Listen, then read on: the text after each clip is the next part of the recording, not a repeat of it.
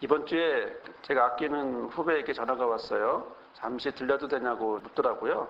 그래서 오라고 했죠. 또 오랜만에 보고 싶기도 하고 또 가끔 생각이 나면서도 서로 바쁘기 때문에 연락하지 못하고 있는 상황에서 연락이 왔기 때문에 마침 시간도 되고 해서 오라고 했습니다. 후배는 와서 자신의 이야기를 합니다. 자신의 삶에 대한 이야기를 합니다. 이런저런 일이 있고 그것 때문에 너무 힘들고 현실은 그렇지 못하다. 지금 상황은 거기에 매여 있고 그런데 아예 그것을 그만두고 싶은데 그러지도 못하고 다람쥐 쳇바퀴처럼 빙글빙글 돌아가고 그리고 월급은 나오고 이런 상황이 자기의 현실이라고 이렇게 얘기를 했어요. 저는 그 이야기를 들으면서 무슨 생각이 들었냐면 나도 그런데 나도 그럴 때가 많은데 나도 그랬었는데 라는 생각을 하게 됐습니다. 그가 찾아와서 답답한 자신의 삶을 토해낼 때 나도 누군가를 찾아가면 그가 나에게 답을 줄 것 같고 그 사람은 나보다 이런 부분에 있어서 뛰어나니까 잘 인도해 줄 거야 라는 기대를 하면서 찾아가고 싶은 마음이 들 때가 한두 번이 아닙니다. 또 그런데 또 가도요 또 딱히 답이라고 오지도 않아요. 다만 이제 답답한 마음을 쏟아내는 거기에 자족하는 그런 경우가 있는데요. 사실 우리가 어디로 가야 될지 어떻게 해야 될지 인생의 미래를 갖춘 것처럼 답답할 때가 참 많아요. 아마 여러분도 이런 경험들을 한두 번 이상 많이 했을 것 같고요. 또 이 순간 이 자리에서도 마음의 한 구석에서는 아직도 묵직한 그 무엇인가를 또 헛부리 할아버지처럼 들고서 또 갖고서 또 보이진 않지만 느끼면서 가고 있지 않을까, 이 자리에 있지 않을까라는 생각을 한번 해봅니다. 저는 목회자이고 또 특히 상담을 하다 보니까 특히 이런 삶에 대한 이야기들을 더 많이 듣는 것 같아요.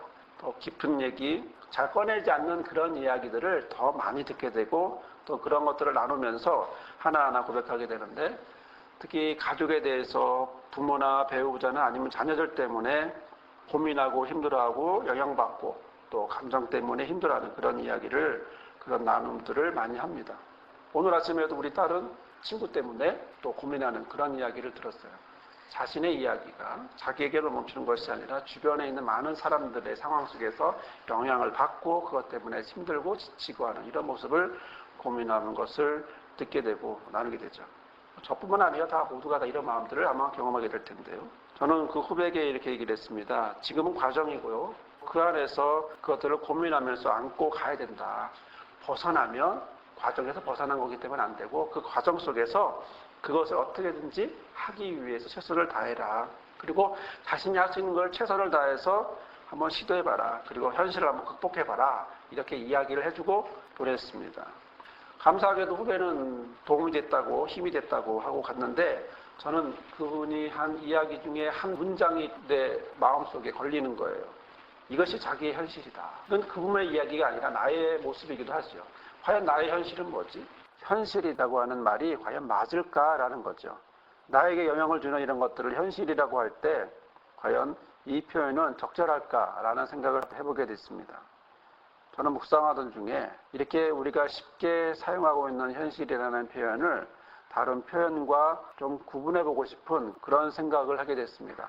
그때 떠오른 단어가 있었는데 그것은 상황이라는 단어입니다. 상황이라고 하는 것은 결국 삶의 요소들을 나열하는 것인데 가족의 모습이라든가 직장이나 지역이나 나라들의 이런 모습들 우리는 거기서 영향을 받죠. 예를 들어 저의 자리를 놓고 봐도 저의 상황을 놓고 봐도 저는 교회라고 하는 상담이라고 하는 또 가족이라고 하는 동백이라고 하는 이런 지역적 상황들에서 영향을 받고 이 자리에 있습니다. 자, 그러면 상황이라고 하는 것에 달리 현실이라고 하는 것은 어떻게 좀 다르게 표현될 수 있을까요? 한자로 표현한다면 이것은 현재 주어진 열매라고 하는 것인데 과연 이것은 맞을까라는 거죠. 주어진 상황들을 현재의 열매로 받아들인다고 하는 것이 좋을까 옳을까라는 거죠. 저는 이런 묵상을 하는 중에 좀 다른 생각을 하나 하게 됐는데요. 그것은 이것을 영어로 한번 표현해보고 싶은 생각을 하게 됐습니다. 상황, 여러 가지 단어들이 있겠지만 상황에 맞는 단어가 situation이라는 생각을 하게 됐고 또 현실이라고 하는 단어를 보니까 actuality라고 하는 단어가 생각이 났습니다. 물론 situation이나 actuality라고 할 때 뒤에 것들은 동작이나 상태 결과 내지는 어떤 성질을 나타내는 그런 명사로 만드는 것들인데 그 앞부분 알파벳으로 보면 3개씩 있는 바로 이 부분을 좀 집중해서 보고 싶은 생각을 하게 됐죠. 어떻게 여러분 보이십니까? situation, actuality. 이 앞에 있는 3개의 알파벳은 좀 다른 의미를 갖고 있다는 거죠. 뒤에 말은 명사로 만드는 것이라면 sit, 자, 자리에 있다, 놓여져 있는 것, 그런 뜻이죠. act는 뭘까요? 행동, 그런 뜻을 갖고 있습니다. 저는 이것을 영어라고 이렇게 생각을 해보면서 느낀 건 뭐냐면 상황, situation, 현실, actuality. 상황이라고 하는 건 뭘까요? 놓여져 있는 것들이라는 거죠. 그러면 현실이라는 건 뭐죠? 행위, 행동, 움직이게 하는 바로 그런 것들이 아니겠는가라는 거죠. 우리가 알고 있는 현실이라고 하는 표현을 쓸 때 이 현실이라는 것을 한자로 봤을 때 열매라고 하지만 그 열매가 있기 위해서 뭘 해야 됩니까? 영어로 표현하면 행위가 있어야 된다는 거죠. 그렇다면 이게 내 현실이야 라고 말할 때 이거저거 말하면 그건 현실이 아니고 뭐라는 거죠? 상황이라는 거죠. 어떤 모양들을 하물며 형상상이라고 하는 이런 걸 가지고 모양이 있는 것들을 얘기한다면 한자로든 영어로든 이렇게 본다면 결국에는 상황이라는 것들은 나열되어 있는 것들이죠. 내가 무엇인가를 어떻게 하려고 할 수 있는 것이 아니라 주어진 것들이에요. 이 순간에 내게 주어진 것들, 나의 과거는 이미 주어졌죠. 아직 미래는 주어진 게 아니지만 과거는 이미 주어졌어요. 그러면 그런 상황에서 현실이라고 생각했던 상황들은 실제로는 그런 것들을 나열해 놓은 것들이고 우리가 생각하는, 우리가 익숙히 알았던 현실이라고 하는 단어는 엄밀히 보면 그것을 어떻게 해갈 것이냐. 우리의 현실이라는 것, 이런 나열들을 어떻게 해갈 것이냐가 결국 현실이라는 거죠. 행동할 수 있는 것. 이런 부분들을 보게 되는 거죠. 상황은 내가 만드는 것이 아니라 주어지는 것이고 영향을 받는 것이라면 현실은 그것을 통해서 자신이 움직이게 되는 걸 가리킨다는 것입니다. 자, 그렇다면 내가 만든 것도 아닌데 내가 영향을 받아야 하는 이런 상황, 그럼에도 불구하고 내가 만들어 가야만 하는 현실, 이 두 가지의 관계는 과연 어떨까? 문제는 나열된 상황들을 어떻게 어떤 방향으로 현실로 받아들이느냐, 이 부분이에요. 먼저 상황이 있어야 되지 않겠어요? 아무것 위에 세우는 것이 아니라 땅이 있어야 건물을 세우듯이 상황이 있어야 합니다. 그리고 현실은 그 위에 그것을 통해서 그것을 가지고 나가는 거죠. 현재 열매라고 말할 수 있으니까요. 자, 예를 들어 새가 있습니다. 새는 2날개를 갖고 있습니다. 하늘을 나르죠. 자, 그런데 무엇이 있어야 될까요? 무엇이 있어야 하늘을 나를 수 있죠? 공기라는 게 있어야죠. 만약에 하늘에 공기가 없어 봐요. 아무리 날개짓해도 그냥 떨어져요. 그렇죠? 공기가 있어야 돼요. 공기는 뭐예요? 새에게 있어서 상황이에요. 상황인데 새는 그것을 날 것이냐 안 날 것이냐라고 하는 자신의 의지, 결단, 선택에 따라서 그것을 현실이라는 열매를, 나는 열매를 아니면 안 나는 열매를 결국은 얻게 되는 거죠. 공기는 있어요. 또 그 공기 때문에 새는 날 수 있어요. 하지만 공기가 없다면 새는 날 수 없어요. 결국 저나 여러분도 상황이 있어야 그 상황을 딛고 나가는 거지 무작정 다른 모습을 하려는 건 아니죠. 다만 아쉬운 건 내가 원하는 상황이 아니라는 거죠. 나는 다른 상황을 원해. 이런 상황을 원해. 좀 더 편한 상황을 원해. 라고 하지만 자, 그러면 어떤 현실을 얻을 수 있을까? 자, 나열된 이런 상황을 보면서 낙심할 것인가? 아니면 힘을 내서 다시 돌진하고 도전해 볼 것인가? 바로 이것은 우리가 우리의 고민 속에서, 우리의 삶 속에서 그대로 나타날 수 있는 것이죠. 우리는 무엇 때문에 고민할까요? 가정이라는, 직장이라는, 지역이라는, 교회라는 이런 모든 것들이 과연 우리에게 어떤 고민이 될까요? 그건 상황이기 때문에 고민이 되는 겁니다. 그 상황 때문에 나는 낙심할 수도 있고 또 아니면 힘을 낼 수도 있는 현실로 갈 수 있는 그런 과정이기 때문이라는 거죠. 그렇죠? 현실은 열매니까. 현실은 과정이고 열매니까. 또 그 열매를 더 계속 키워나갈 수 있는 것이니까요. 집에 조그만 방울토마토를 키우고 있는데요. 좀 빨개지려면 사라져요. 좀 빨개지면 사라지고 봤더니 애들이 다 따먹고 있는 거예요. 우린 맛도 못 봤어요. 근데 지금도 다행히도 파란 게 몇 개 있어요.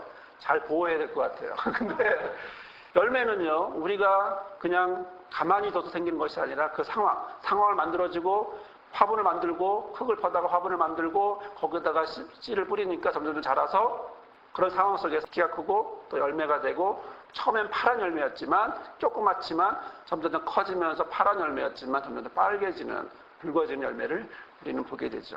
현실이라고 하는 것이 실제로는 딱 완성된 열매를 말하는 것이 아니라 이거 역시도 계속 발전하고 변화되어야 될 과정의 열매라는 것을 얘기하고 싶은 거죠.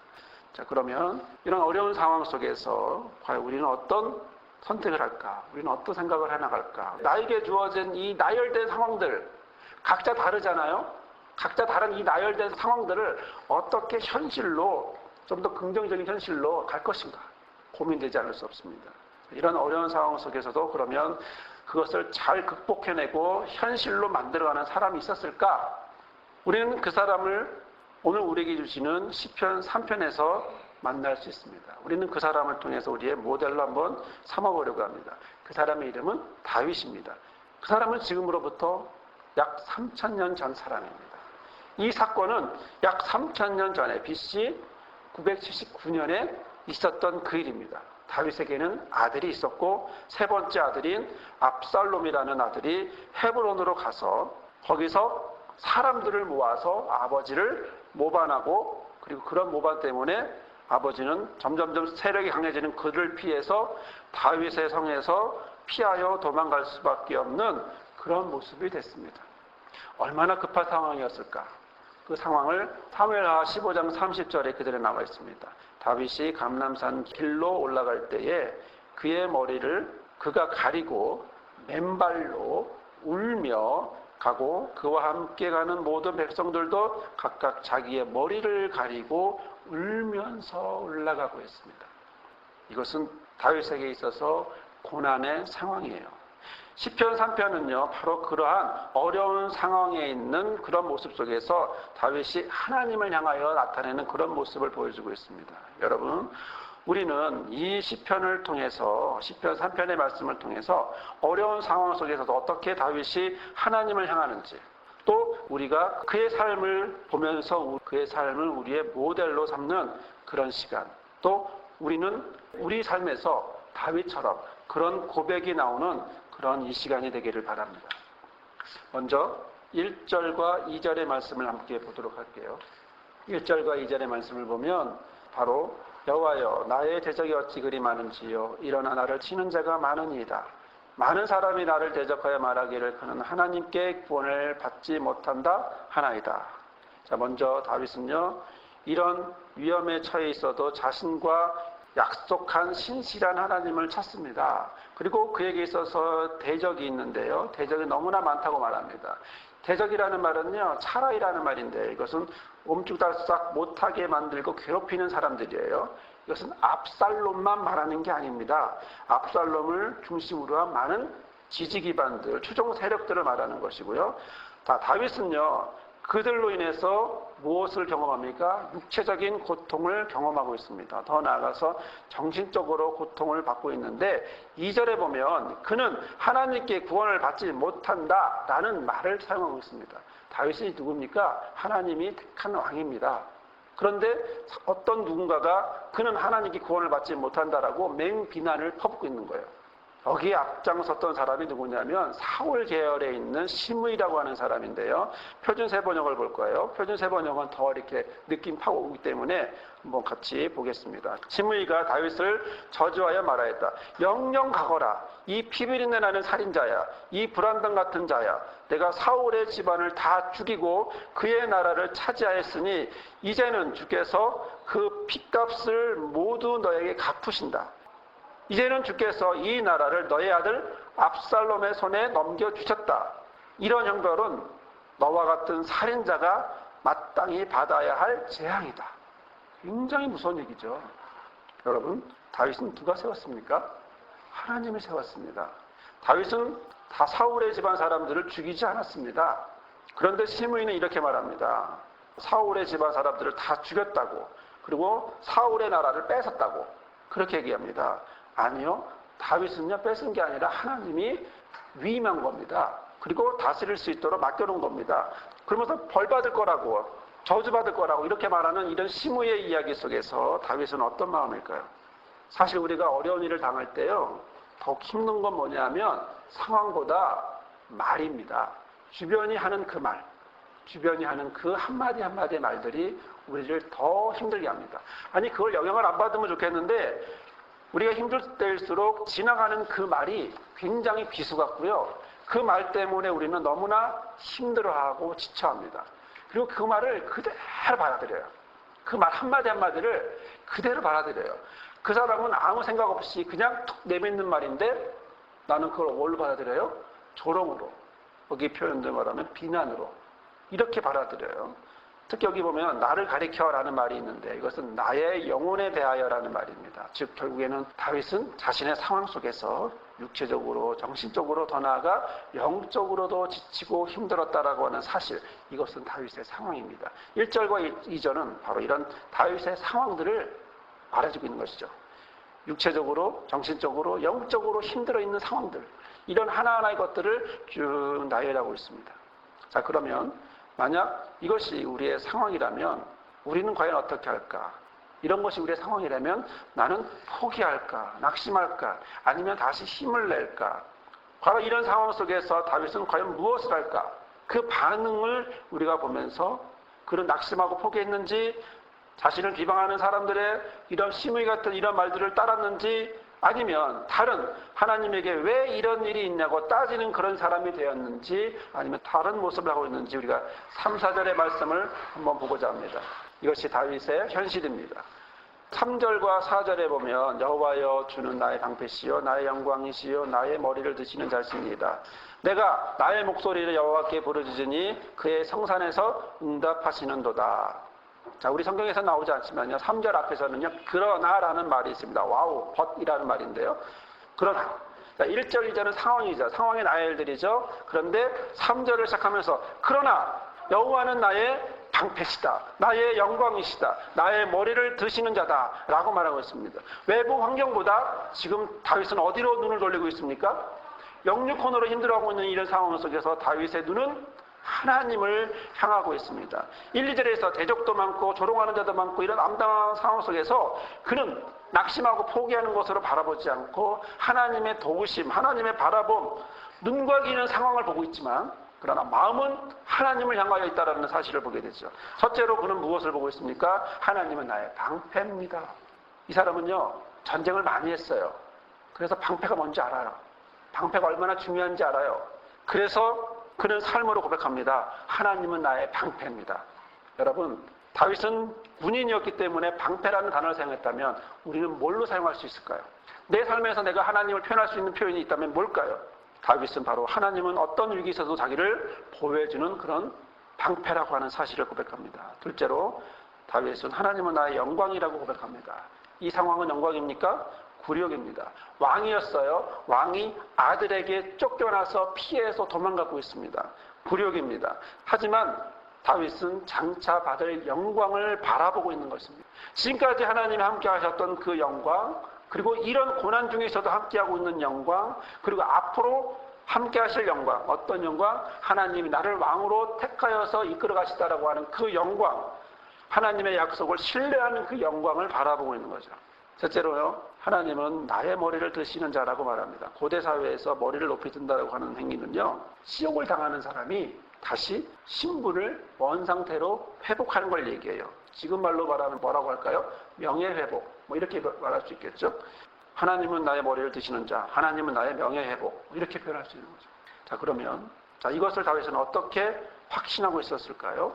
4절에서 보다시피 과거에도 하나님이 인도하셨기 때문에, 이런 경험이 있었기 때문에 이런 신뢰를 할 수 있음을 고백합니다. 다윗이 절망의 상황에서 절망하지 않고 하나님의 도우심을 확실할 수 있었던 건 뭐냐면, 과거에서도 그런 경험이 있었어요.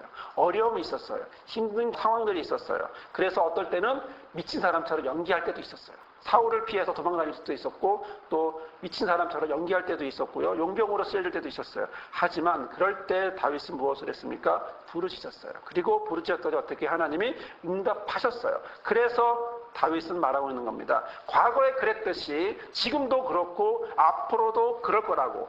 그래서 부르짖으니 응답하신다. 이 표현은 한 번으로 끝나는 것이 아니라 과거로 끝나는 것이 아니라 계속을 얘기합니다.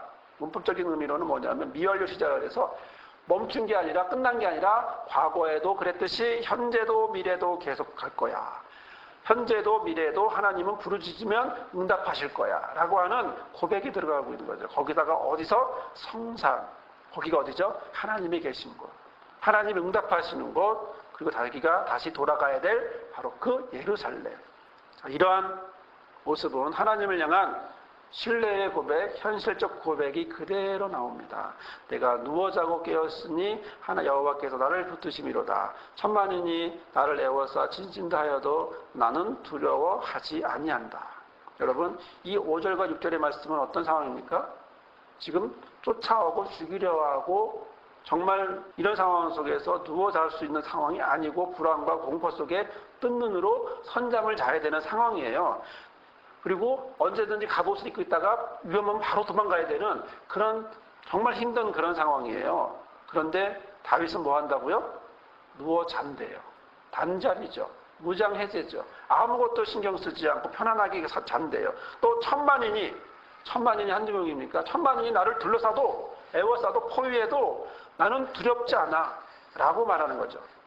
어디서 이런 신뢰가 나올까요? 그의 마음에는 무엇이 있었기 때문일까요? 바로 하나님을 향한 이런 마음이 이렇게 과거와 현재와 미래를 바라보는 이런 마음이 그의 마음 속에서 그대로 녹아져 있기 때문에 그대로 담겨져 있기 때문에 그래서 천만인이 있어도 포위해도 두렵지 않다고 말하고 있는 거죠. 여러분 우리는요 어떨 때 우리가 많이 낙심하고 힘들어합니까? 천만인요? 아니요. 한 사람만 내 앞에서 깐죽거려도 우리 낙심합니다. 한 사람만 우리가 옆에서 약 올려도요 우리는 밤에 잠을 못 자요. 그런데 다윗은 천만인이에요. 천만인이 옆에서 자기를 괴롭히고 죽이려고 하고 달려들어도 하나도 두렵지 않다는 거죠. 자, 이 놀라운 고백이 어떻게 있었을까요? 그것은 그가 이미 이런 상황 속에서 하나님을 경험하고 또 하나님을 경험했던 그 경험이 자신에게는 다시 평안으로 신뢰의 모습으로 다시 다가오기 때문에 그렇습니다. 그가 신뢰를 선택하고 평안한 마음이 그 안에 가득하기 때문이죠. 그러면 이 현실적인 확신은 여기서 끝날까요? 아니요.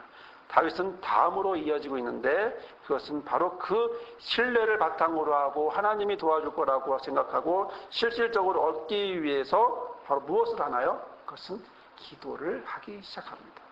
본격적인 기도가 바로 7절과 8절입니다. 이것은 그가 바라보는 겁니다. 무엇을 바라볼까요? 우리는 7절, 8절에서 볼 수 있습니다.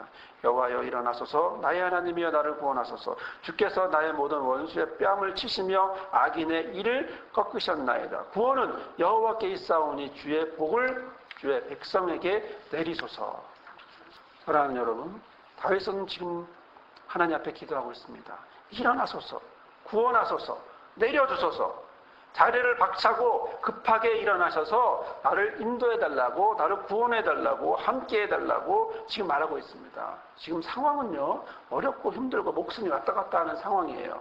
그러나 현실은 그것을 바라보고 있어요. 그 하나님이 나를 이끌어 가실 거라는 걸 바라보고 있어요. 그 다음 다윗이 하고 있는 건 바로 꿈꾸고 있는 겁니다. 바라보고 있는 겁니다. 그 현실을 통해서 하나님의 일어나심, 구원하심을, 내려주심을 고백하고 있는 겁니다. 왜냐하면 그 이유가 뒤에 나옵니다. 당신이 나의 모든 원수의 뺨을 치셨고 악인의 이를 꺾으셨기 때문에, 과거에 그랬기 때문에 미래에도 제가 확신할 수 있습니다. 과거에 동일한 사건들이 많았습니다. 그리고 그때마다 하나님이 다윗을 인도하셨다는 사실을 그는 고백합니다.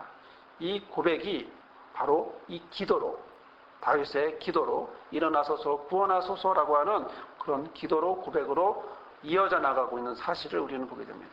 사랑하는 여러분, 오늘 우리는 다윗의 고백을 듣습니다. 다윗의 고백은 처음에 탄식으로 시작합니다. 탄식으로 시작했어요. 하지만 어떻게 끝납니까? 확신으로 끝나죠. 축복으로 끝나죠. 믿음의 고백으로 끝납니다. 8절에서 보다시피 구원은 어디에 있어요? 하나님 앞에 있습니다. 또 주의 복이 주의 백성에게 내립니다. 이렇게 고백합니다. 이것은 다윗에게 있어 기도이고 응답이고 꿈이고 또 상황 속에서 현실과 꿈으로 나아가는 그런 모습을 보고 있는 다윗을 우리는 보게 됩니다. 사랑하는 여러분, 사실 우리는요, 많은 상황들이 있습니다. 그 어려운 상황 때문에 힘들어할 때가 있습니다. 상황의 나열들이 너무나 많고 순간순간마다 나를 감당하기 힘들게 하는 그런 것들로 엄청 쏟아져 나옵니다. 하나 해결하면 또 나오고 하나 해결하면 또 나오고 내 마음도 정신도 육체도 영혼도 너무나 지쳐서 힘들 때도 너무나 많습니다. 나 자신에 대한 문제로 또 건강이나 가정이나 직장이나 지역이나 사회나 또 나라가 모든 부분 때문에 나를 힘들게 하는 이런 상황들이 너무나 많이 나열되어 있습니다. 그런데요, 현실은 그 상황들을 보는 게 아닙니다. 현실은 그 상황 넘어 어떻게 그걸 바라볼 거냐라는 것입니다. 자, 우리 교회 표 현수 한번 볼까요? 여러분, 여기에 무엇이 보입니까? 높은 성벽이 보이죠. 높은 성벽이 보입니다. 높은 성벽을 사람이 넘어가기는 참 쉽지 않을 것 같아요. 하지만 높은 성벽은 상황이지만 이 상황 넘어 무엇인가 하나 더 있습니다. 그건 뭘까요? 푸른 하늘입니다. 우리가 이 그림을 볼 때마다 밑에를 너무나 많이 보게 되지만 그러나 절반 이상을 차지하는 바로 하늘이라는 것. 저 하늘이 아무리 높은 성도, 아무리 찬란한 성도 하늘 아래에 있습니다. 어떠한 성도, 어떠한 어려움도, 어떠한 상황도 하늘 아래에 품고 하늘이 품고 가는 겁니다. 어떤 것도 하늘을 높이 뚫고 나갈 수 없습니다. 우리에게 주어진 어떤 상황도 나를 괴롭히고 지치게 하고 낙심하는 어떤 것들도 영육혼으로 나의 모든 것들을 지치고 힘들게 하는 모든 것들도 아무리 높을지라도 내가 정말 지치고 힘들어서 넘어갈 수 없을지라도 그러나 그 성은 높은 문제들의 성은 상황들의 성은 하늘 아래에 있음을 하늘이 그것을 품고 있다는 사실을 우리가 기억한다면 오늘 우리에게 주어진 말씀처럼 다윗의 이런 고백이 또 오늘 우리가 하루하루 살아가면서 저와 여러분이 느끼는 그런 고백들이 삶의 모습들이 바로 고백으로 하나님이 인도하시고 하나님이 함께 하시고 과거에 그랬듯이 현실이 되어지고 또 방향이 되어지고 그리고 또한 꿈으로까지 이어가는 그런 고백이 저와 여러분에게 넘칠 줄 믿습니다. 저와 여러분이 이런 상황에 닫혀있지 않고 현실을 바라보며 또 꿈꾸며 나아가는 그리고 꿈을 간절히 고백하는 하나님이 이루십니다 고백하는 그런 고백이 저와 여러분에게 있기를 바랍니다. 그들이 우리 하나님께서 이 역사를 이루신 것을 알밉니다. 걸어가신 하나님, 오늘도 우리와 함께 하시니 감사합니다. 우리의 눈에, 우리의 귀에 들려지고 느껴지는 것은 상황들입니다. 나를 지치게 하고 어렵게 하고 낙심하게 하는 것들입니다. 하지만 거기서 우리는 그것만 보지 않고 그 다음을 봅니다. 그 위의 것을 봅니다. 그 모든 높은 문제와 같은 그런 것들이 하늘을 갈 것 같은 그런 문제들이 실제로는 하늘 아래에 있음을 하늘이 그것을 품고 있음을 봅니다. 하나님이 우리의 모든 삶의 모습들을 문제들을 상황들을 품고 있음을 봅니다. 나의 마음에 나의 감정에 나의 생각에 또 내 영육혼의 모든 부분들에 나를 힘들고 지치게 하는 것들이 결국 하나님이 품으시기에 우리와 함께하는을 이 시간 고백합니다. 주여, 이 고백이 우리 모두의 고백에서 영원히 순간순간마다 함께할 수 있도록 역사하여 주옵소서. 이제는 우리에게 구원과 복을 내려 주시는 아버지 하나님의 크신 사랑과 그 아들로 오셔서 십자가로 구원의 삶을 설계하여 주신 예수 그리스도의 은혜와 하나님 안에서 현실과 꿈을 꾸며 살아가도록 인도하시는 성령의 역사 인도 함께 하심이 오늘 어려운 상황에서도 하나님에 대한 신뢰로 현실을 바라보며 꿈을 꾸었던 다윗처럼 우리의 삶도 자신과 가정과 지역과 직장과 나라와 교회에서 살아가기를 그러한 삶을 살아가기로 결단하는 모든 성도들 삶 위에 목자와 리더의 삶 위에 우리 교회와 쉴만한 회복을 타리 위해 영원히 함께하옵시기를 간절히 축원하옵나이다. 아멘.